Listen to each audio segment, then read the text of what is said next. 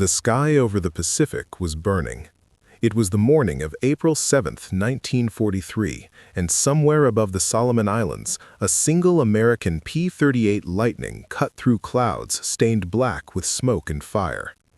Every man who had flown into that fight alongside him was gone, shot down, burning on the water below, or simply vanished into the vast, indifferent blue.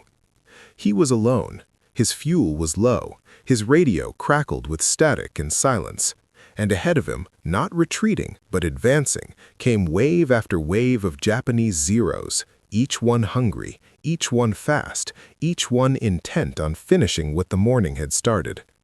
Most men in that moment would have turned for home. Most men would have run. He did not run. What he did next would echo across the Pacific War for the rest of the conflict and beyond. This is the story of one man, one plane, and one impossible decision that changed the course of the war. To understand what happened in that sky above the Solomons, you have to understand what the Pacific War looked like in the spring of 1943. It had already been 16 brutal months since the attack on Pearl Harbor. 16 months of retreat, of burning ships, of islands falling to Japanese imperial forces with terrifying speed and efficiency. The United States Navy had been gutted at Pearl Harbor. The Philippines had fallen. Wake Island had fallen. Guam had fallen. The Imperial Japanese Navy seemed unstoppable. Their Zero fighter aircraft were faster, more maneuverable, and handled by some of the most experienced combat pilots in the world. Men who had been flying combat missions since the war in China began in 1937. Men who had thousands of hours in the air when most American pilots were still learning formation flying over the Arizona desert. But by early 1943, the tide was beginning, just barely beginning, to shift. The Battle of Midway in June of 1942 had cost Japan 4 irreplaceable fleet carriers and hundreds of their best naval aviators. The brutal, grinding campaign for Guadalcanal had bled both sides dry through the second half of 1942. And now, in the spring of 1943, the United States Air Forces and the Navy were pushing forward with a new strategy: aggressive, sustained air campaigns designed to destroy Japanese air power over the Solomon Islands before a major Allied offensive could be launched up the island chain toward Rabaul, the great Japanese naval and air stronghold at the tip of New Britain. It was into this cauldron that the 339th Fighter Squadron, based out of Henderson Field on Guadalcanal, flew its missions.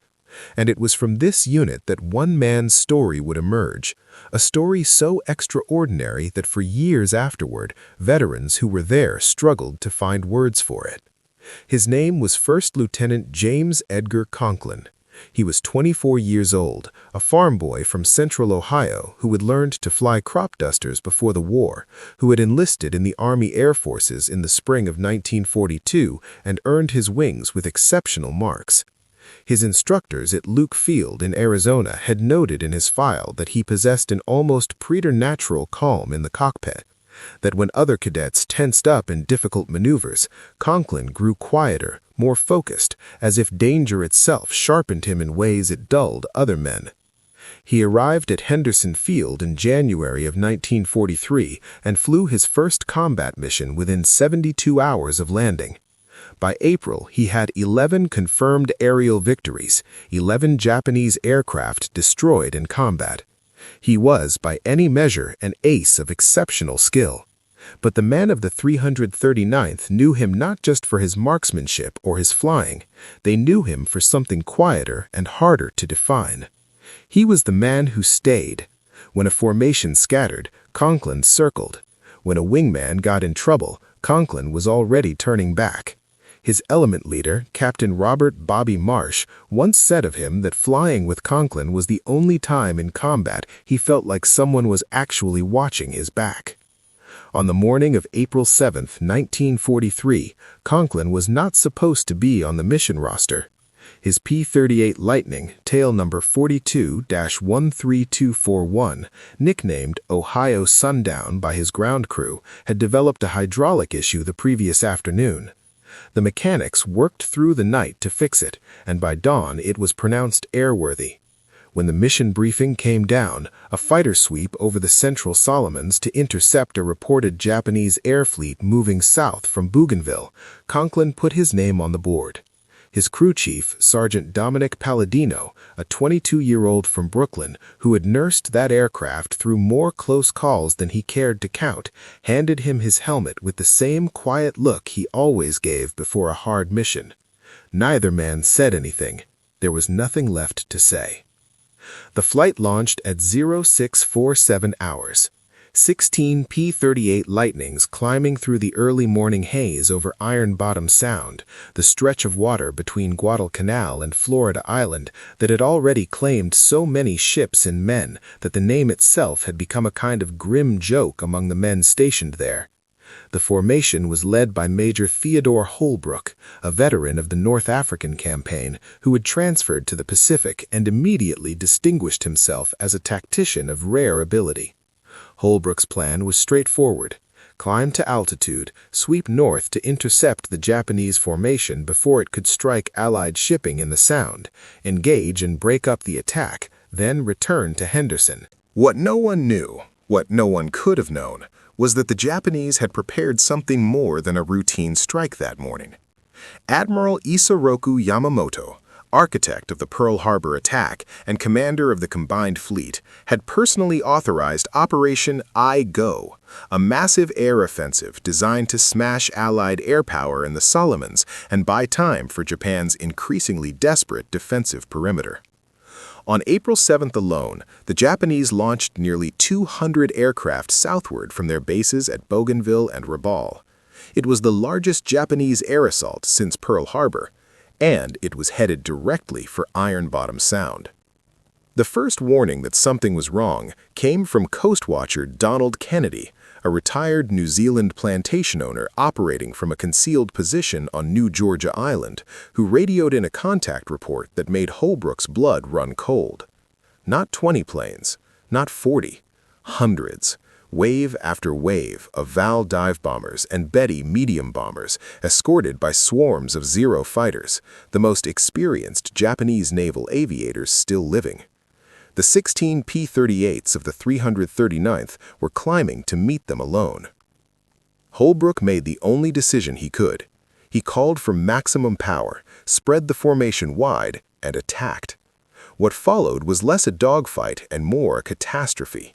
Controlled, disciplined, and terrible. The Americans slashed into the Japanese formation at high speed, making firing passes and breaking away before the Zeros could close. In the first 10 minutes, the 339th claimed 7 confirmed kills and disrupted the lead element of bombers enough to save 2 destroyer escorts that would certainly have been sunk. But the numbers were impossible. The Zeros were everywhere, and they were good. Lieutenant Fast Eddie Hargrove, flying on Conklin's left wing, took a burst from a Zero that destroyed his left engine and sent his P-38 into a flat spin from which he never recovered. He hit the water at high speed 8 miles northwest of Guadalcanal. He was 21 years old. Second Lieutenant Tommy Park, the youngest pilot in the squadron, was caught between 2 Zeros working in coordinated passes, a classic hammer and anvil tactic the Japanese called the scissors. His aircraft exploded at 15,000 feet. There was no parachute. Captain Bobby Marsh, Conklin's element leader, the man who had trusted him completely, took a cannon round through his cockpit at close range. His P-38 rolled inverted and dove straight down through a cloud layer. He did not pull out. Within 20 minutes, the 339th had been shattered. Of the 16 aircraft that had launched from Henderson that morning, 9 were gone. The survivors, individually or in small sections, were breaking off, low on ammunition, some low on fuel, some damaged, all of them pushing south for the safety of Guadalcanal. Holbrook himself had taken hits to his right engine and was fighting to keep his aircraft under control. He ordered any aircraft that could hear him to disengage and return to base. James Conklin heard the order. He acknowledged it, and then he looked north. Coming through a break in the clouds at 12,000 feet, he saw them, a group of 6 Val dive bombers that had become separated from the main Japanese formation, now reforming into an attack run. Below them, clearly visible through the haze, was the shape of an American transport ship, the SS John Penn, sitting in Ironbottom Sound with no air cover, no fighter protection, and no way to maneuver fast enough to avoid a determined dive-bombing attack. Conklin had less than 60 rounds left in each of his 4 20mm cannons. His fuel state was marginal. His right engine was showing a slight temperature rise that could mean nothing or could mean catastrophic failure was minutes away. He had every reason to go home, every tactical reason, every reasonable, rational reason that any officer in any Air Force anywhere in the world would have accepted without question. He turned north. He pushed both throttles forward, and he pointed Ohio Sundown straight at the 6 valves, and he dove. What Conklin did in the next 11 minutes was reconstructed afterward from his own combat report, from the testimony of the crew of the SS John Penn who watched it happen from the water below, and from the Japanese records captured later in the war. He attacked the valve formation not from behind, which would have been the standard, safer approach, but from the front quarter, head-on, closing at a combined speed of nearly 500 miles an hour. It was a tactic that required extraordinary nerve and extraordinary precision.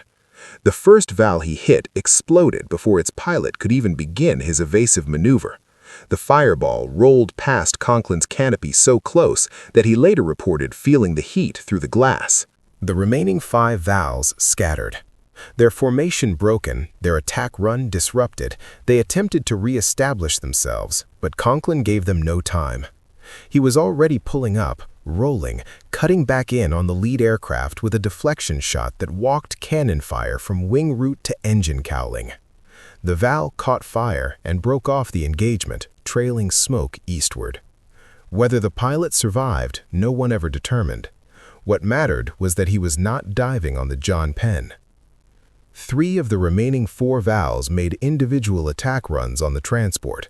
They missed, partly because Conklin's initial attack had rattled them, partly because the John Penn's gunners, galvanized by what they were watching, put up the most accurate anti-aircraft fire of their careers. But the 4th valve, flown by a pilot of exceptional skill and ferocious determination, ignored Conklin, ignored the flak, and pushed into his dive. A 550-pound bomb fell from his centerline rack. It hit the water 40 feet from the John Penn's stern. The concussion cracked plates and flooded 2 compartments, but the ship did not sink. She was damaged, not destroyed. Her 548 crew and passengers were alive. By this time, Conklin's cannons were dry. He had nothing left. No ammunition, marginal fuel, an engine running hot in a sky that still had Japanese fighters in it.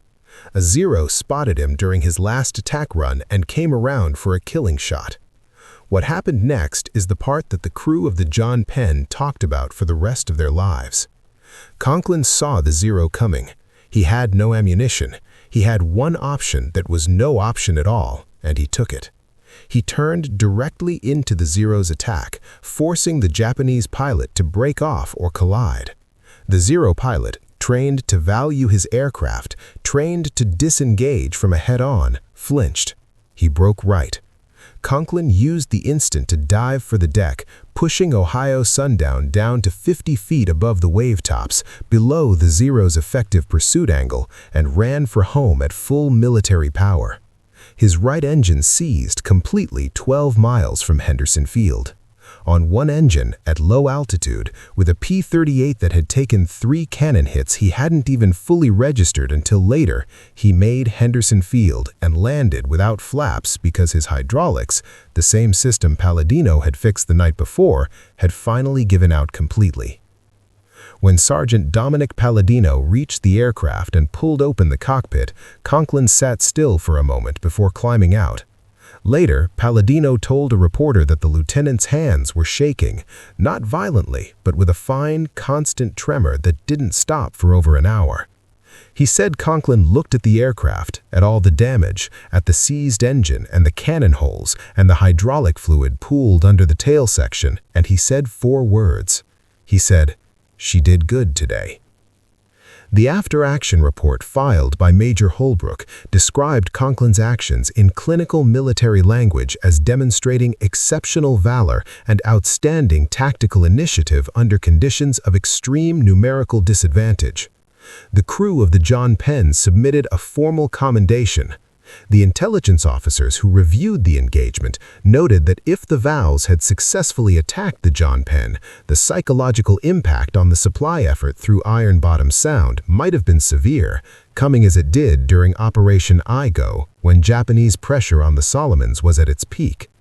But the significance of what James Conklin did on April 7, 1943, was not simply tactical. It was something deeper and harder to measure. In the spring of 1943, the Allied forces in the Pacific were at a pivot point. They had survived, they had held, but they had not yet learned to believe, truly, viscerally believe, that they could win. Every story like Conklin's, every act of impossible individual defiance against impossible odds, added to something that could not be quantified in a staff report or measured in aircraft destroyed or ships saved. It added to the sense, growing, fragile, but growing, that the men fighting in those skies were capable of things that went beyond training, beyond doctrine, beyond the rational calculation of what was possible.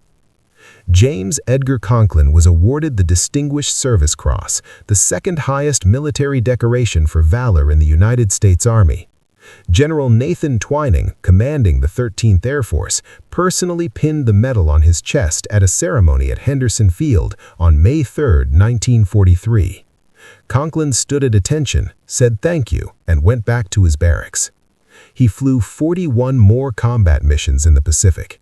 He survived the war. He went back to Ohio, and he farmed his father's land for the rest of his life. He gave one interview, just one, to a journalist from Columbus who found him in 1968. The journalist asked him if he had been afraid that morning when he turned north instead of south, when he flew alone into 6 enemy aircraft with nearly empty guns.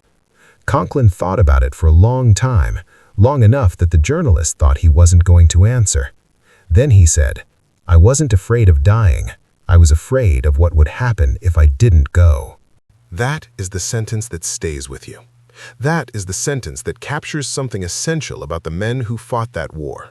Not just the famous generals and the celebrated heroes whose names fill the history books, but the young men from Ohio and Brooklyn and Mississippi and California who climbed into machines held together by tired mechanics and sheer will and flew into skies that wanted to kill them because someone had to, and they were the ones who were there. Their fear was not of death. Their fear was of failure. Their fear was of the moment when they would have to look at themselves and answer for a decision that could never be taken back.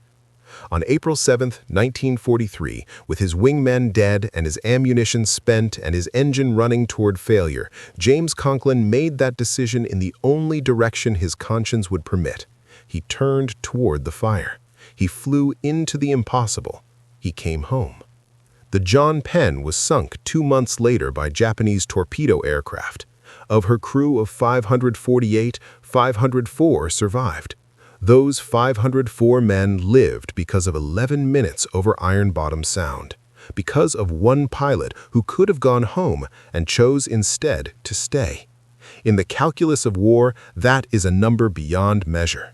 In the calculus of what human beings are capable of when stripped of everything except the most fundamental question, what kind of man am I?